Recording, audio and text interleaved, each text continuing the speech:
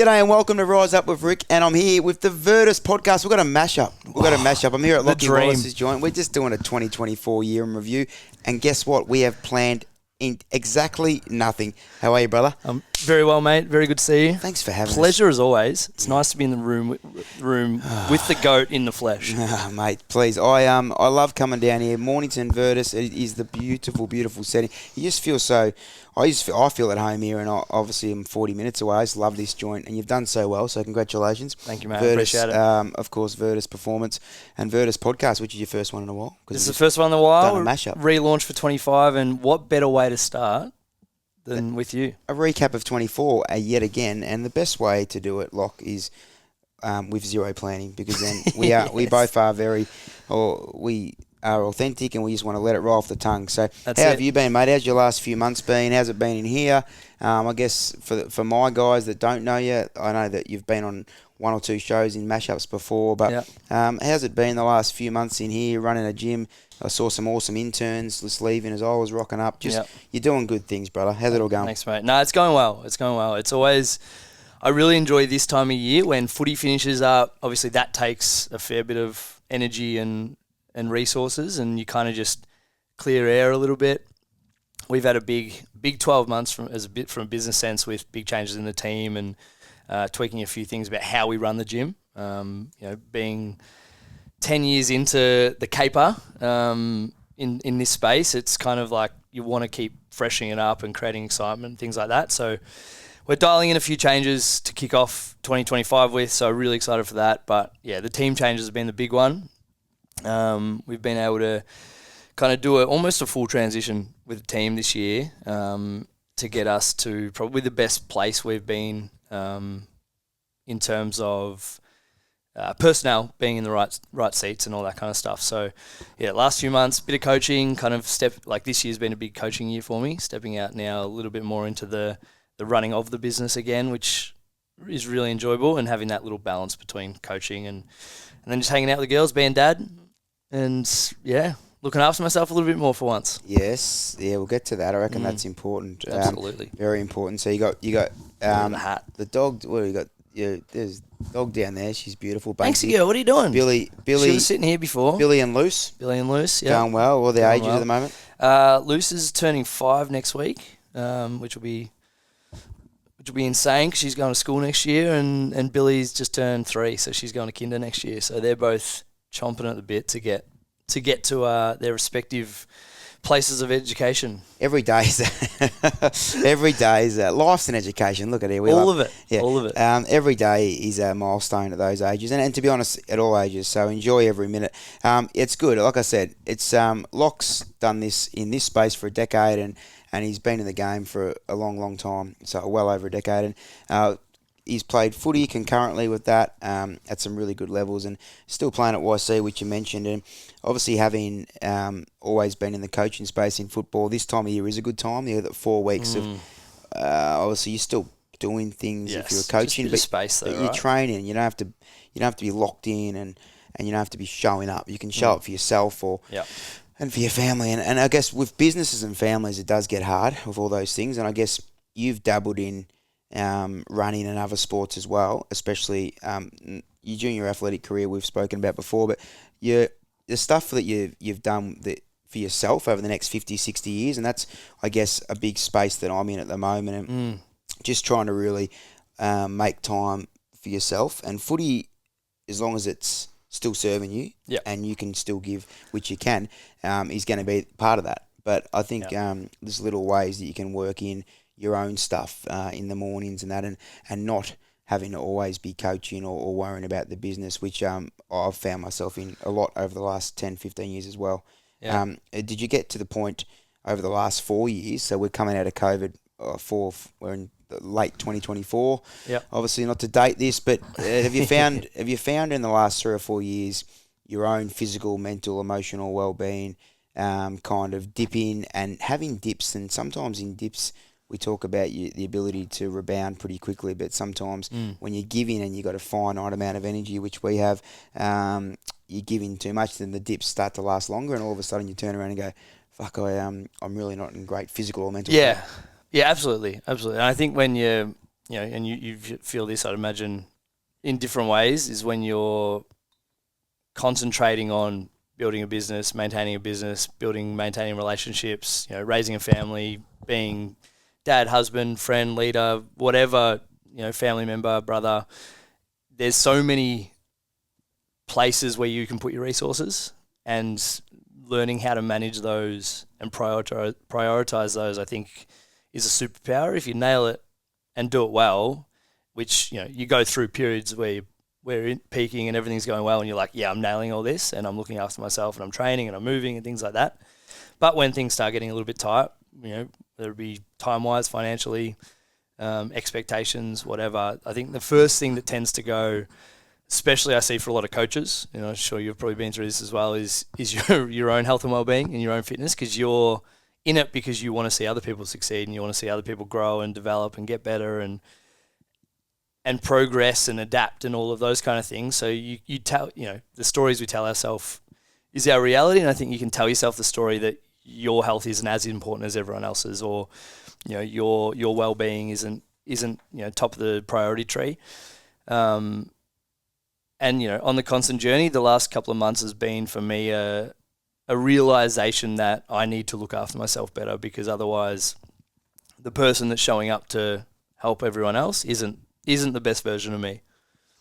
Have you felt something similar? Oh, mate, yeah, absolutely. I've felt that it's been absolutely prominent the last few years, but and I've definitely tried to work on it and done a lot of work away with some professional help as well, and really working regularly with psychologists and that as well. But definitely you give in 120%. You want to, only because we care, like me and you actually genuinely care about every person, whether they're been with us 17, 18 years, whether they're online, whether they're overseas. You can't not care. So you are giving, and then obviously with 5 kids between us and all the sports and everything, and then you just want to show up for everything. Like you said, you don't want to be the best you can be at every single moment.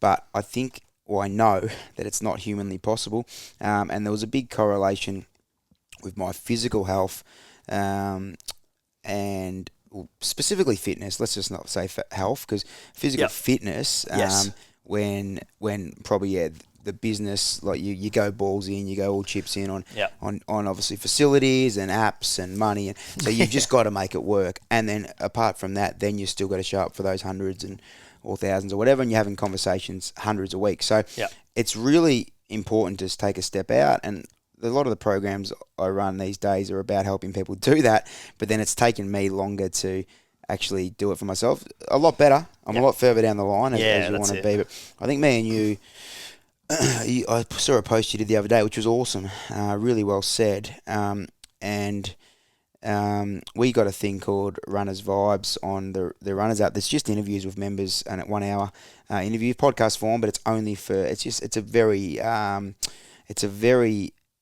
real safe place, and it's good for connection, people over the world, but it's not released to on Apple Podcasts. I love that. Anyway, we've had about 80 episodes, but they're keen to get me on, but I am going to get on late January, because I'm the one normally on the other end of this, and I obviously need to probably be a bit more within the 100-Day Heroes programs. I do open up a little bit, but again, it's not about me; it's about them. So I think people. But I think it can be. It can be about you as well, right? Because you're running around with exactly the same physiology as everyone else, right? You're showing up to be the best version of yourself. The same stuff that you're talking about day in, day out. It's sometimes it's really helpful, I think, to be able to take your own advice, for lack of a better term, to be able to actually, do the shit that you say is important. And when you do it, you're like, oh yeah, I feel better. There's something in this.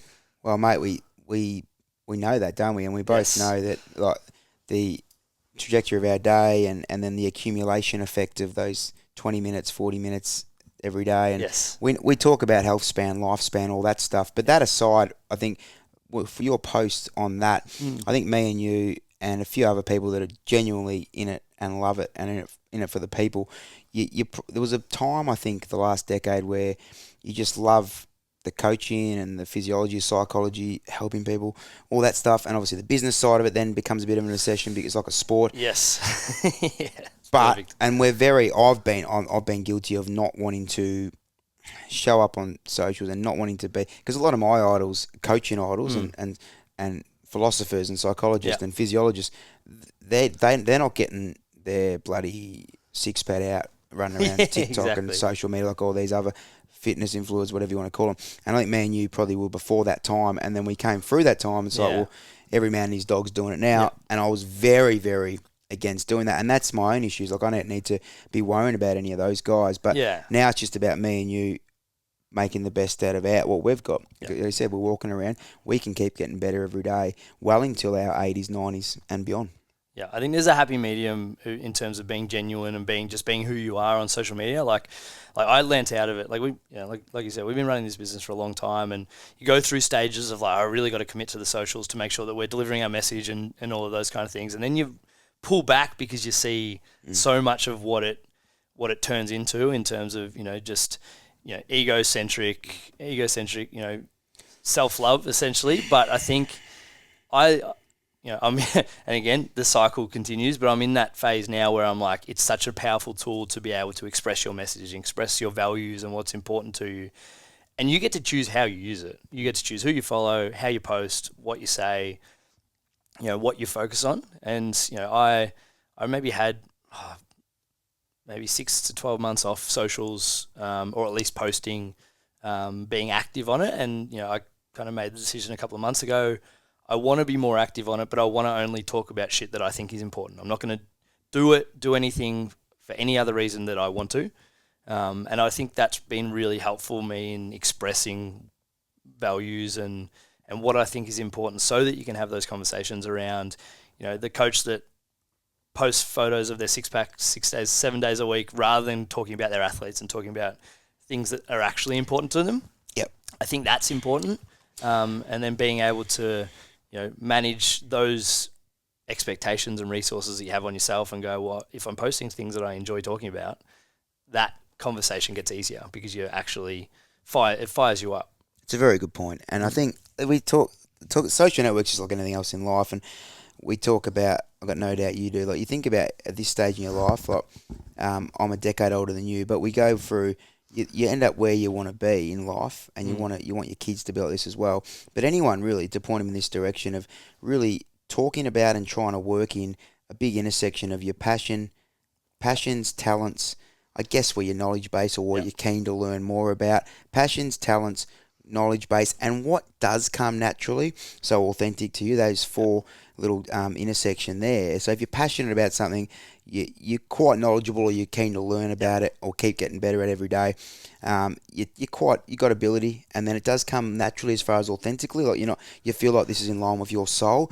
Then that's what we're doing for living, me and you. Yeah. So why can't we probably talk about that? That's the thing. Yeah. Do you have like a framework or a process you follow to make decisions around what you do and what on like social. in terms, not even just socials, but in terms of like, so your business has changed fairly significantly over the years in terms of how you deliver your coaching and how you bring Rick to the world.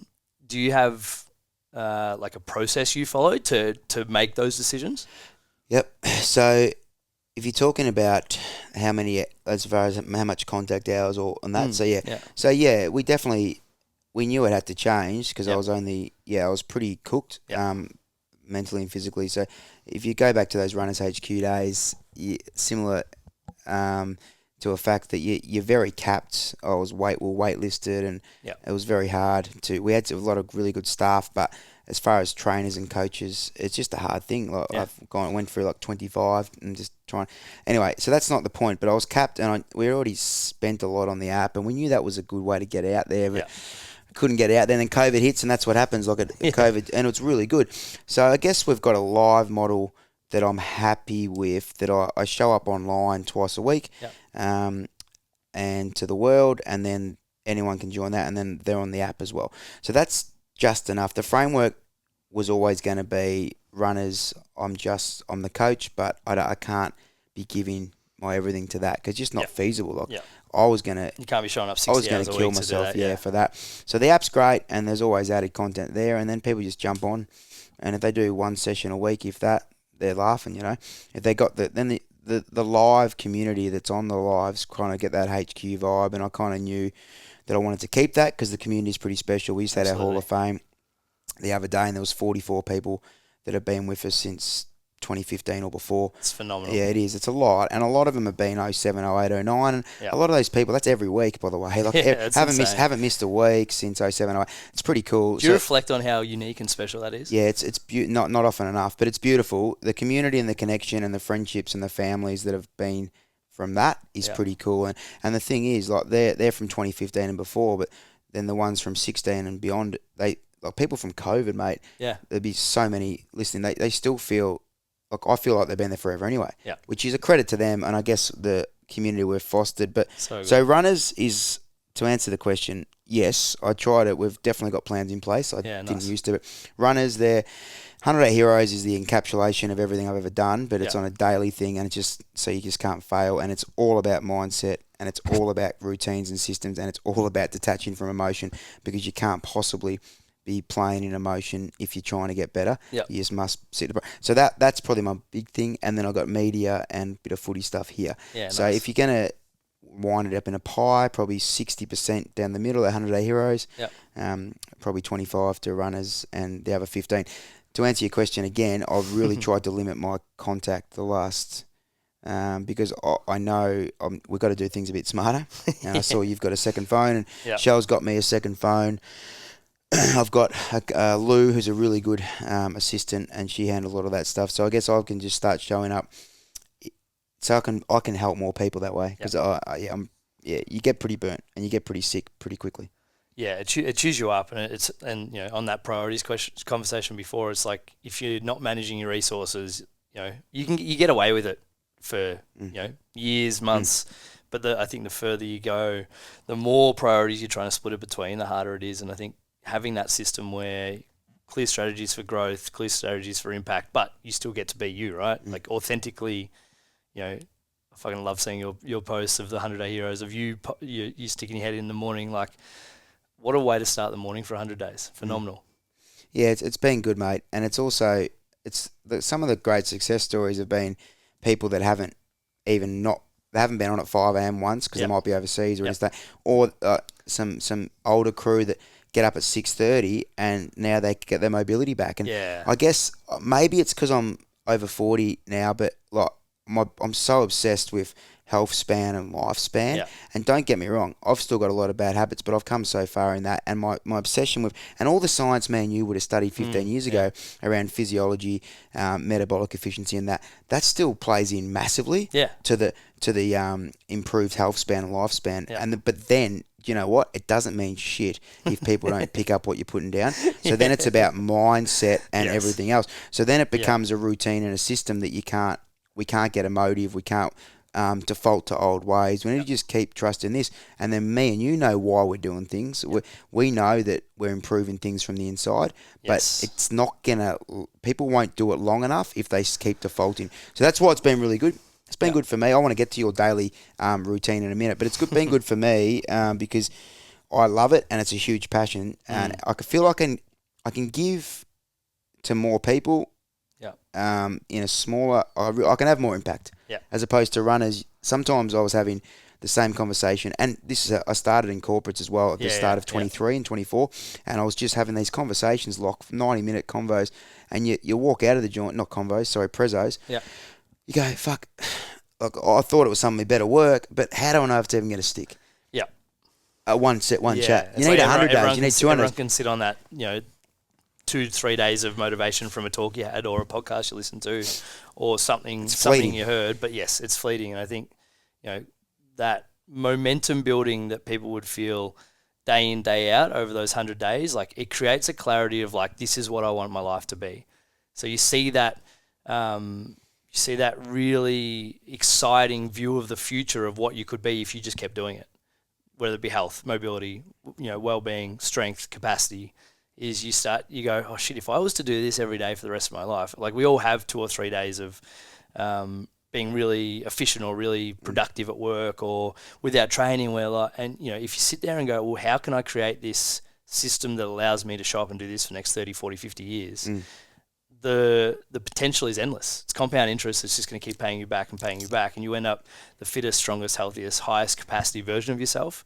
And that's something I've definitely personally lent away from a physical fitness perspective, because everything else was more important. But I think that's your foundation that you can build everything else off. I love that, and it's not being selfish at all. And I tell everyone this in this program. Yeah. And the biggest thing I think people get out of it, it doesn't matter what space they're in, is they might join it to physically be bouncing around in 10 years, but more importantly they get the other benefits. They go, geez, I'm far less reactive, I'm far less temperamental. Yeah. I've got so much more time and space, and that's the thing. We talk about routines, and in my 20s I thought I had a routine, but then I was trying to be ad-lib because I wanted to be a bit free.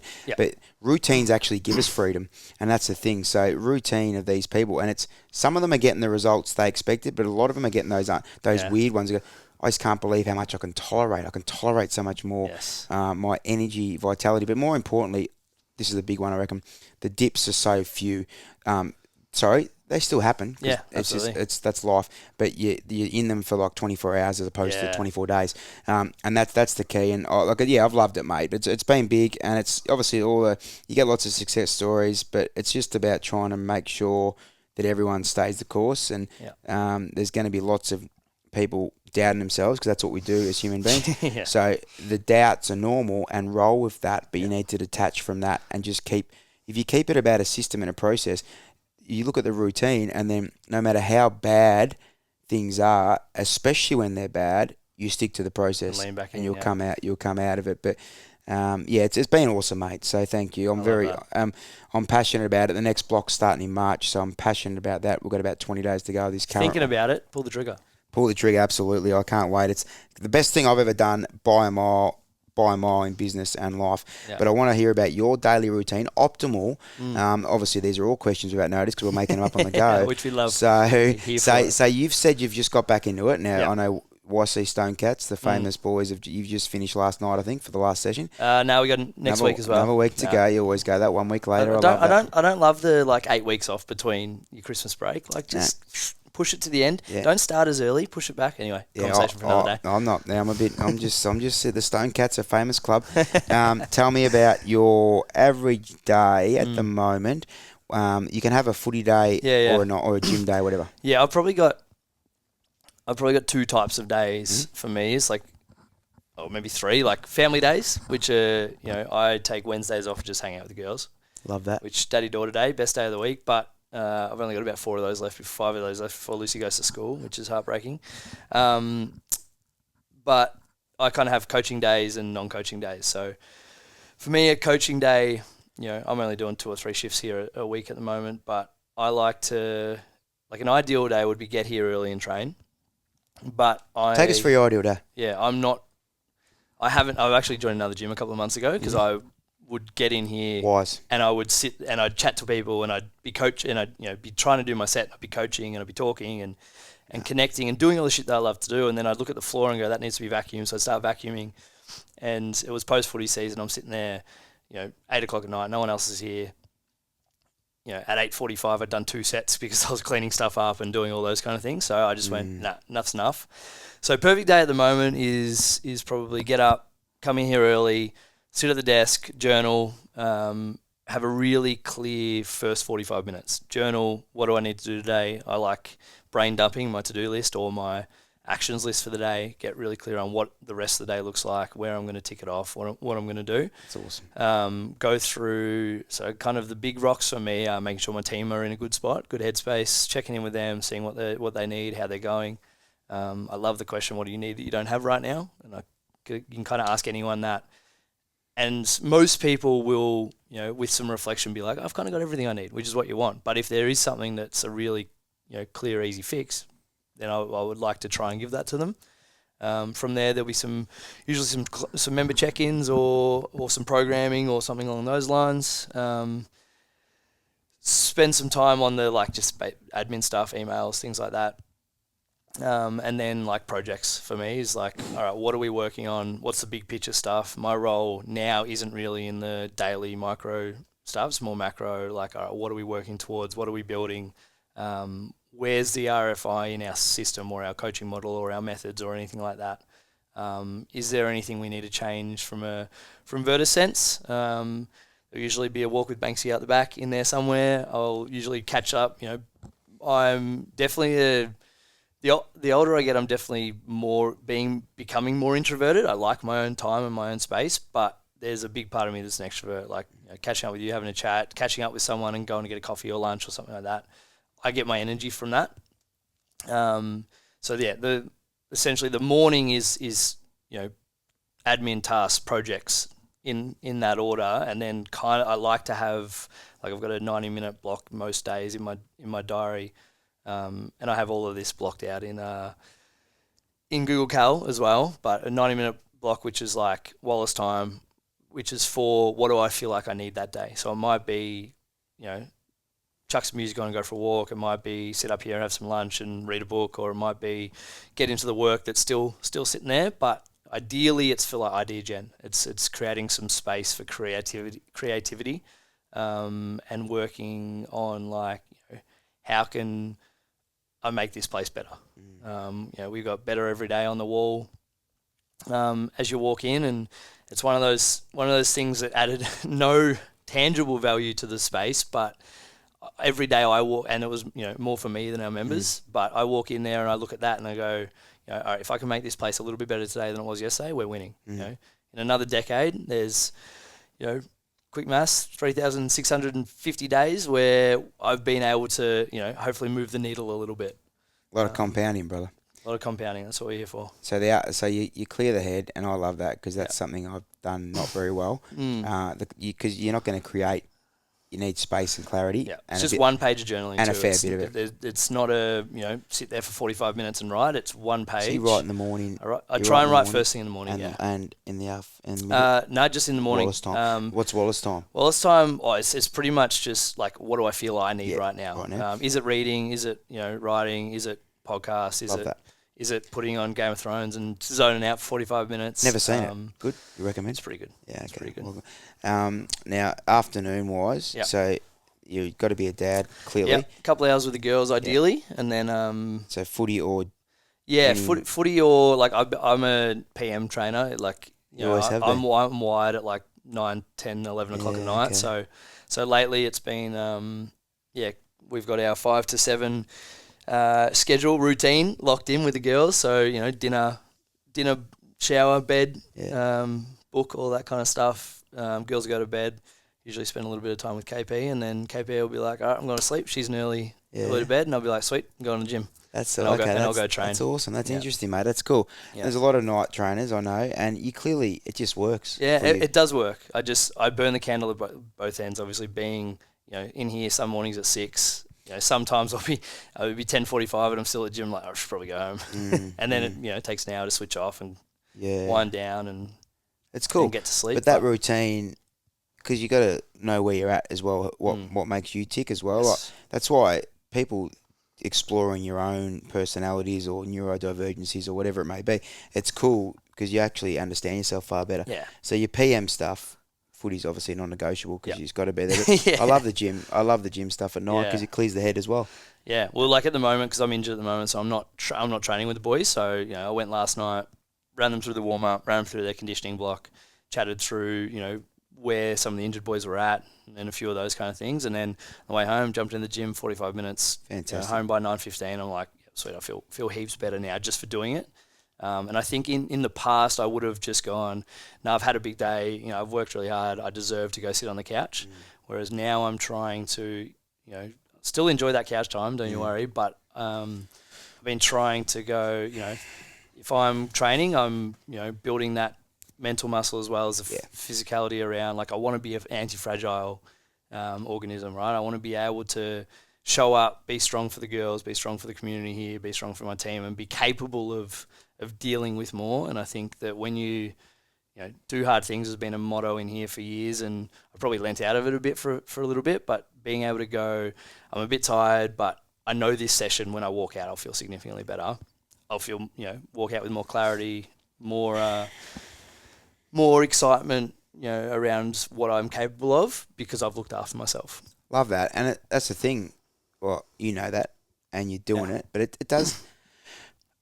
We've both gone away from it at different times because it's not that we're unmotivated. It's like anyone listening or watching this that is really in bad spots, whether it's physically, you might be 50, 80 kilos overweight. You've got a finite amount of energy to give, okay, and motivation and willpower. So all those three things, if you haven't trained the brain to make it automatic, and that automaticity then takes over. So you look at people that you work with that might be, I'm talking to the listener now, not Locke, but that might be doing bloody 2 Ironman triathlon a year, and just they find 20 hours a week to train. They got kids, they got all this stuff, like burning fat at will because they're metabolically sound. All these things, right? It's actually easier for them than you, but don't, because there's a few reasons, and we're not going to get into metabolic efficiency and all that shit, but we are going to get into automaticity and the ability for them not to need to use willpower, number one, and not to need to use motivation, because just they do it at that time. And that's what Locke's trying to do, because he's cooked at night. He could be cooked at night, but he's actually trained his brain to say, actually, no, you're a pretty good trainer in the PM, so just try to switch around that, even though you know driving there, you got a lot going on, work, mind, but I get to the gym and I change my state like that. And you change your state for 45, 50 minutes, but if it's just at lunchtime, you could change your state for 2 minutes. So that's awesome. Great, man. I didn't know. That's really good. I didn't know about that. I really love that. So listeners out there, instead of looking at people going, oh, he's so fit. Oh, what do you mean he's got it easier than me? He does it easier. That's even worse. Don't push back on that. Just try to make some changes to your system and structure and routine, and don't worry about anything else. Don't worry about, my insulin levels or this. Don't worry about any of that shit. Just understand what you can control and what you need, and ask yourself that question, like, what do I need that I don't have? And if it's self-awareness around, like, when are you best at training, or when are you best at working, or that, you build self-awareness through reflection, right? Like, it's, I'm a big proponent for journaling. Like, it doesn't have to be anything fancy. Page, like, I just do a page a day. And again, I've fallen off for periods of time. But being able to write a page a day, you can never write faster than you can think. So every time you write a sentence, you think about it 3 or 4 or 5 times, whether it's true or not, whether you believe in it, whether it's actually a story you're telling yourself, or whether it's the actual truth. And you get to articulate that as you go through the page. Whereas I think we get lost in our thoughts, negative thought patterns a lot, because we don't give ourselves adequate time to reflect on it. I really like the quote, you're not your thoughts. You are just a being experiencing thoughts. You can choose whether to believe in them or not. When we allow ourselves to do that, we realize what's most important to us, what our values are, what we're actually doing it for, and that self-awareness allows us to then make decisions that are based on truth and reality, rather than based on maybe the stories that we're telling ourselves, or the emotion, or the old habits, or the addiction to guilt, or subconscious addiction to guilt, anxiety, depression, or negative bias, whatever it may be. And it's very common. You don't have to have. There is a lot of mental health stuff that's genuine. OCD, anxiety, other stuff that is genuine and lends itself to that. But as long as you're aware, and you're really aware, and you say, no, that their thoughts are there, I can walk alongside them, because I'm just a being, and I choose to have, not that them affect me today. I choose to go through my system and have the most amazing day, because at the end of the day, we're just little dots in this universe. And why can't we deserve to be happy? We deserve to be moving. And like Lachie, we started this convo, we deserve to be the best versions of ourselves, because we deserve that. Like, obviously, we've got kids. You don't have to have kids. If you got to just be the best version of yourself for you and those people around you, or your wife or your husband or whatever. And then it's not about this, but all the superficial shit, that actually gets better as well. It gets easier, whether it's money, whether it's aesthetics, whether it's racing a fucking marathon. That does get easier because you've you've put the blocks in place, the things you can control, and then all that other stuff just flows a bit more. And that's the thing. We flow, not force. That's the key. Yeah, and they're all outcomes that we don't have to focus on as the main reason, but they're great side effects, right? Like, if you're able to run a fast marathon, if you're happy with the way you look, if you've got some money as a safety net in the bank account, like, life's good, life's easier, and you get to focus on what's most important first. I think if we look at that too much, then people drop the ball straight away. Like if if I want to drop 12 kilos, they don't look about how they're going to do it. They're just going to do it. Or exactly. I want to. Fucking Lachie just ran a bloody 32 minute. I can do that. Not anymore. It's not about that. It's not about that. It's not about that at all. But I think hopefully you legends are understanding what we're talking about. I've got no doubt you do. But Lachie says it really well as well. Journaling. I love writing as well. It's one of those things I think people look at it as another cross to bear. Yeah. But try to explain how you do it, because I think within the 100 Day Heroes program, we've got a system every day that people take it or leave it. They can do it. They've got a book. They got to. But again, I've found for me when I've had my massively bad breakdowns, that I look back and go, I actually haven't checked in on myself the last 20 days. So just actually checking where you're at and really taking stock and going, okay, all right. Yeah, so it's like it's just an awareness thing, right? Like, I think, again, a quote that I really like is, most people think they lack motivation, wherein really they lack clarity. They lack a clear path to the person they want to be or what they want to achieve and what it's going to take to get there. Journaling just allows space to figure that out. I've kind of got like 3 steps for journaling, and I've got an SOP of this. I like writing SOPs for my life, so I've got an SOP for this. So if anyone wants it, just shoot me a message, reach out to Rick, and I'll send it to you. But essentially, I'm big, like James Clear, Atomic Habits, phenomenal book, Behavior Change 101. But we want to make it enjoyable and we want to look forward to doing it. Right? Nice pen, nice book is step 1. Have something that you're proud to write in and proud to hold, and a pen that you enjoy writing with. Sounds silly, but if you're writing with a shitty pen, journaling's hard. Nice, smooth ballpoint pen, phenomenal, right? So that's step 1. Step 2 is gamify it in some way. So have a way of tracking it. So for me, I write the date on top of the page, and I write what day I'm up to.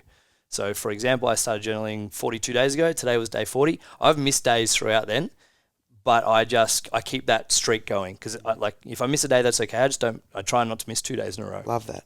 So, I've got, up above your left shoulder, all those black books. They're my journals from years ago. That's fantastic. I did like 1,500 days in a row years ago. This was maybe pre-COVID and throughout COVID. I've fallen off the wagon a handful of times since then, but I can look back and go, on day 700, what was I thinking? Where was I at? What was I writing? Lachie, I got goosebumps. That's the second thing is track it, because then you're actively going, and I'm going, I'm on day 42. I don't really want to start from 0 again. So that tomorrow can be day 43. But I will touch on that. Did you say when you miss a day it doesn't matter? Because I love that, and that's what I'm big on as well. Because people throw the baby out with the bathwater, so that's really good. Keep going. Yeah. So if I don't do it for 3 days, so I didn't do it yesterday because I was with the girls. I didn't have my morning, half an hour over a coffee where I was sitting there by myself. But that doesn't matter because today is a new fresh day. I get to have another crack at it. That's awesome, mate. And then essentially for me it's one page.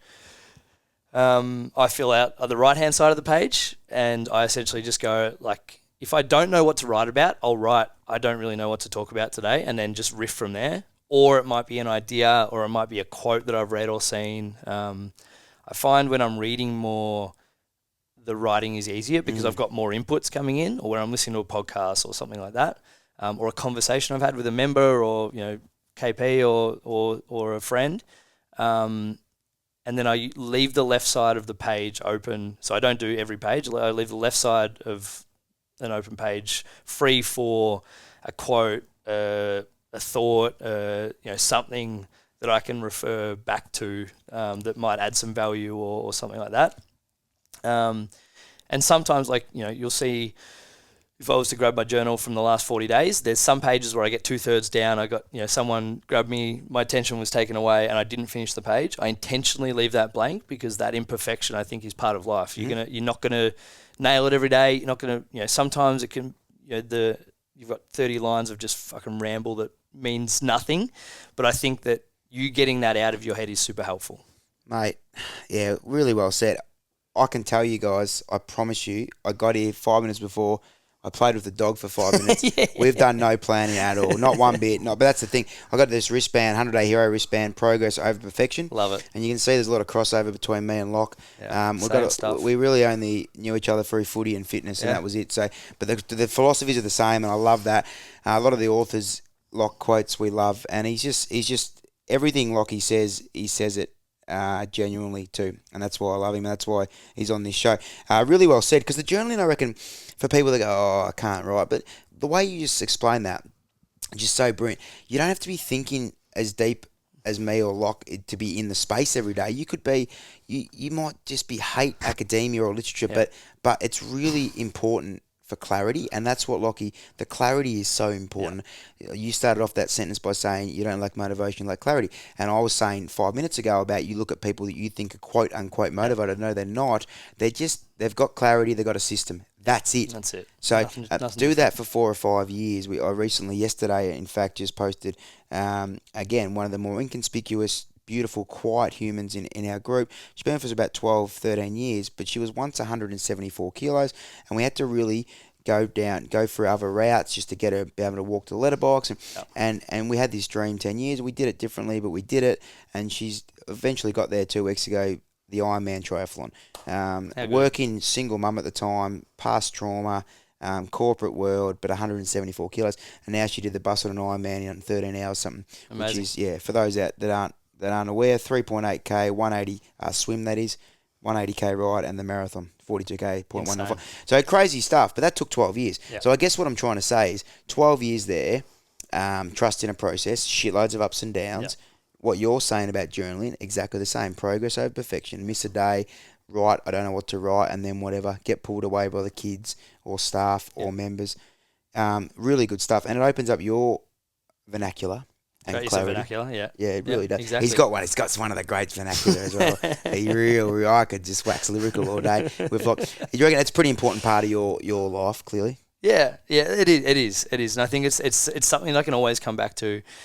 The page looks the same. It's, there's no pressure for it to be perfect. Like, some days, like you said, the philosophical side, you dive deep some days and you're talking about, what the universe is and what our experience is and all of those kind of things. Other days you're just talking about I don't really have anything to write today. I'm really enjoying my coffee. The eggs I had for breakfast were delicious. It doesn't matter. No. But, you allow yourself to extract thoughts and go, all right, what is true? What is real? One of my favorite books is Principles by Ray Dalio, and one of his key principles is just knowing reality, knowing what truth is, and being able to make decisions based on fundamental truth and fundamental reality, so that you're not making decisions based on logic that's flawed.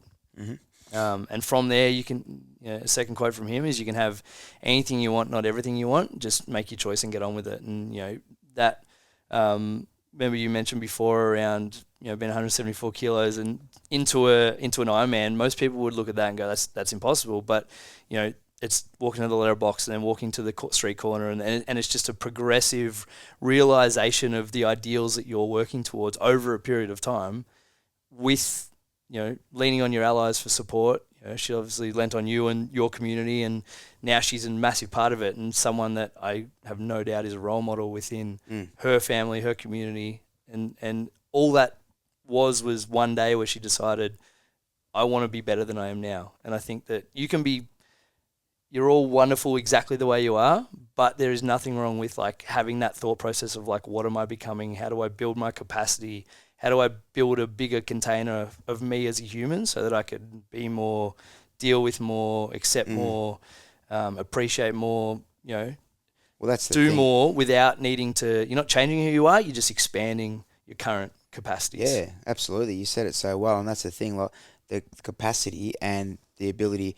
The journey is the success as well. So even though this awesome lady completed the Ironman, did a great job, it was the journey of getting there. How much of a better mother, partner, employee, how much happier was she day to day, even if she was going through some bad days, she was shitload better than she would have been 12 years ago. Yeah. So the training and the mindset or the meditation or the mobility, whatever it was that day, the reading, the diary, whatever it was that day that was getting her to this one day. Because if you're just living for that Ironman, you're never going to fucking do the system anyway.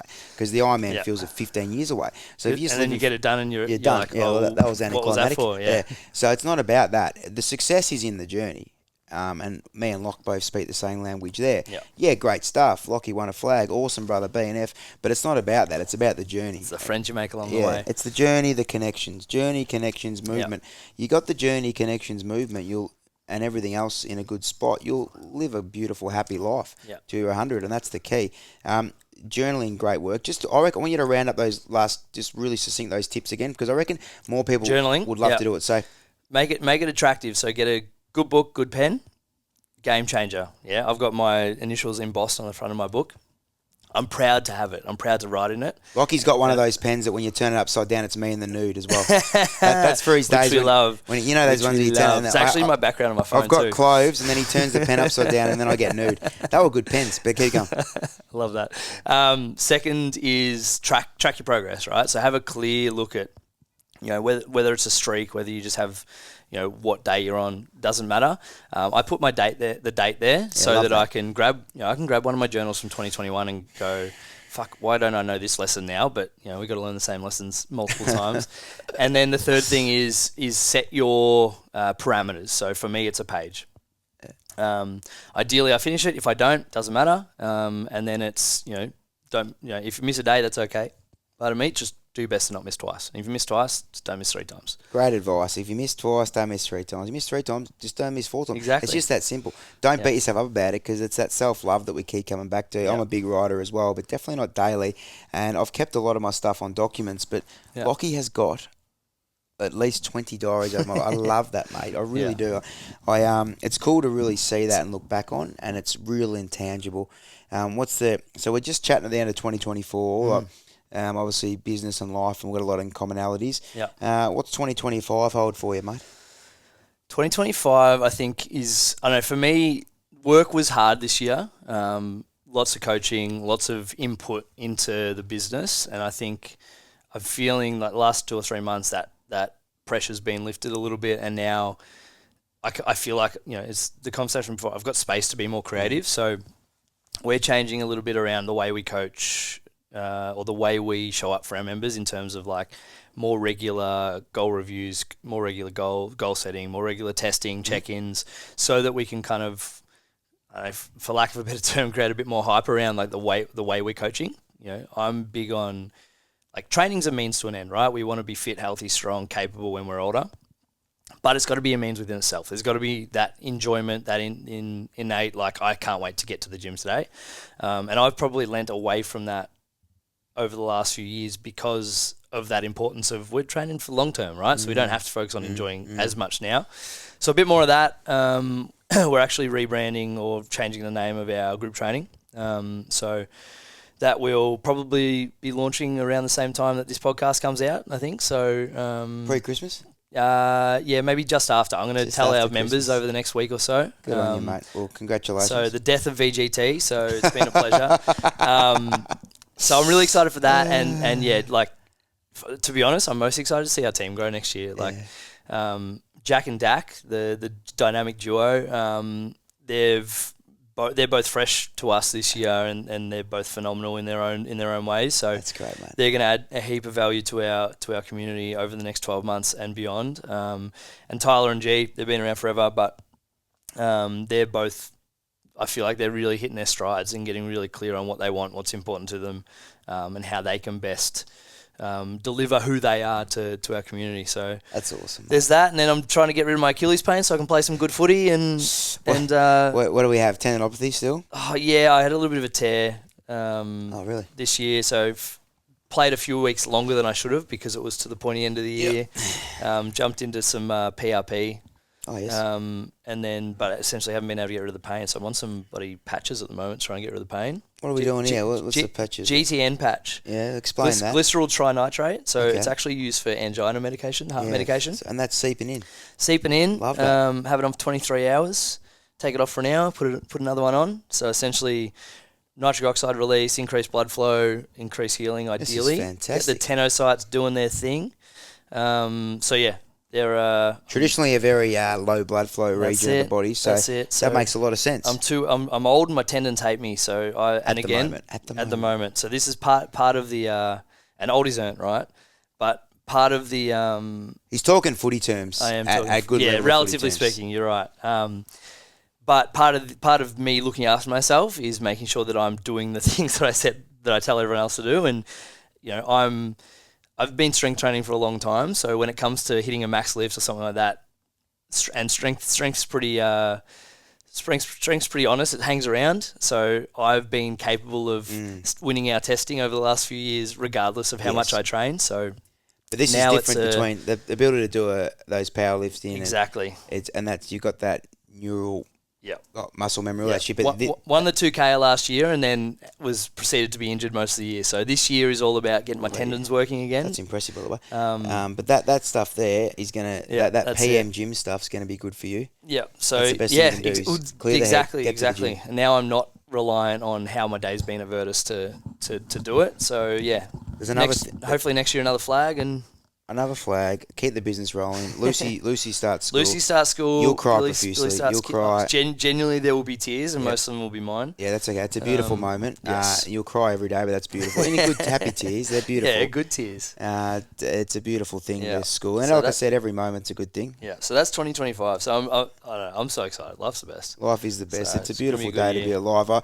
I love coming down to Virtus. I'm excited about you putting some time into you. Yeah. I really am, because that's the key. And me and you have got lots of similarities, and I think moving forward, you just got to keep bouncing off each other, because not many people can see it and they understand, but it's actually you're doing it every day, so you're doing really well. Yep. Your Achilles will be no drama. You'll be right. You'll be good as gold, because you're in the gym now. Yeah. The Fizz is looking after me, so we'll be aces. The Fizz is the king. He's a good man. Greg D. Greg Day, yeah. Greg Day, sorry. And also, just lastly, Lachie just mentioned there that last bit about he doesn't have to rely on Virtus going well or things going to plan. So that's the other thing. We really want to remove roadblocks, and that's that automaticity that he talks about. He knows he'll get to 9 p.m, but he'll still have the ability to do it. Yep. And that's the thing. And the last thing, or there's many parts of the puzzle, but simplifying it is just to try to remove the roadblocks. So don't say, well, I'll do it if this happens or that happens.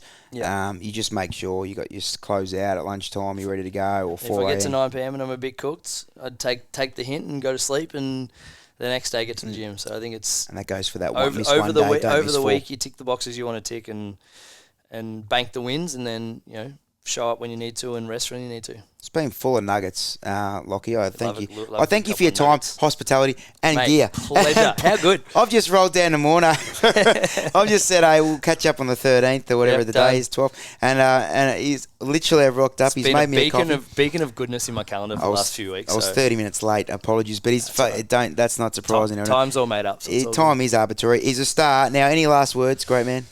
I do hope you win the flag next year. No last words from me, mate. Thank you for coming down. It's always a pleasure. Get around 100-day heroes. Oh, you're a star. Phenomenal idea. Yeah, I love it. Thank you, mate. It's taken 20 years. Good luck. I thought when I first saw it, I was like, "Fuck! Why didn't I think of that?" I love that.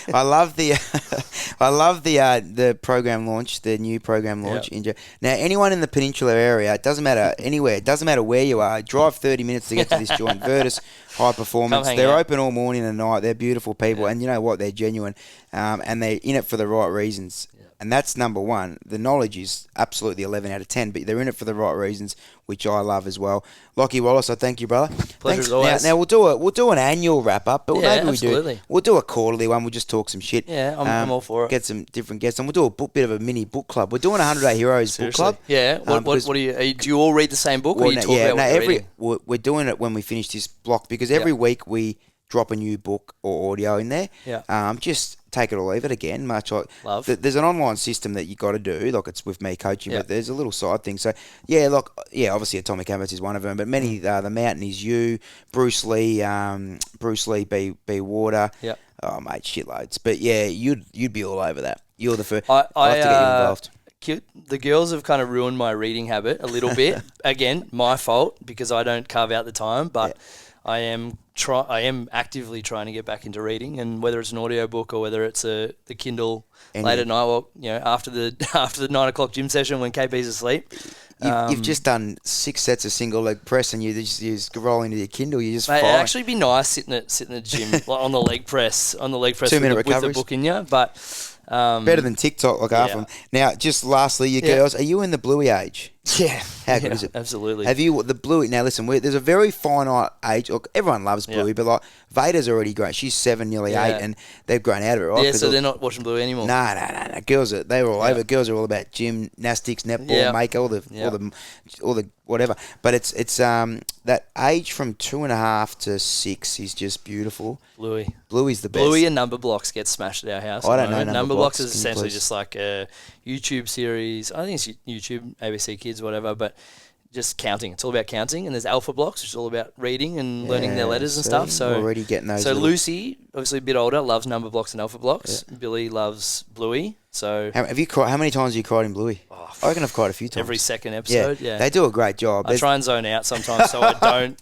re-release the tears, It's very good. So Bluey, geniuses. We love those Queenslanders. They love them everywhere now. There's one episode of Bluey, the cricket one. Yep. Oh, what's that? Dusty. That if you don't cry during Dusty, you haven't got a heart. Watch it. Lachie, I appreciate you, mate. It's always, a beautiful time out here in Mornington. Virtus. Make sure you get down to Virtus Performance anywhere in Melbourne. Please do. I really appreciate you, my brother. Thanks for having me here. It is a magnificent day to be alive. We've spoken a lot about progress over perfection. Never forget that. Ever forget that. Maybe go back and listen to a few things we both said today, because there's a few little nuggets in there that I hope and I know will make you a much happier, healthier version of yourself. It is a marvellous day to be alive. I thank you very much. Perfect. It's been a while between takes, but ready? Have a good day.